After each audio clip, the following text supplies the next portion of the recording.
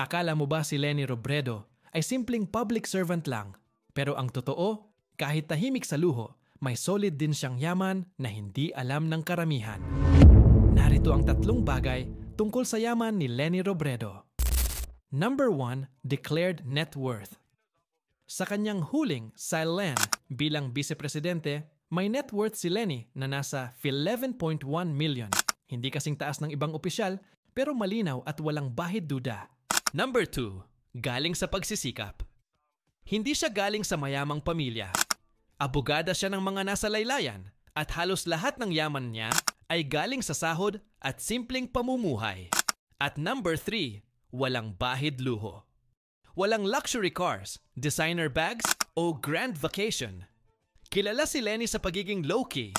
Sumasakay pa na nga ng regular flights at taxi kahit vice president pa siya noon. Sa panahon ng magagarbong opisyal, si Leni Robredo ang paalala na may yaman sa pagiging totoo at tapat.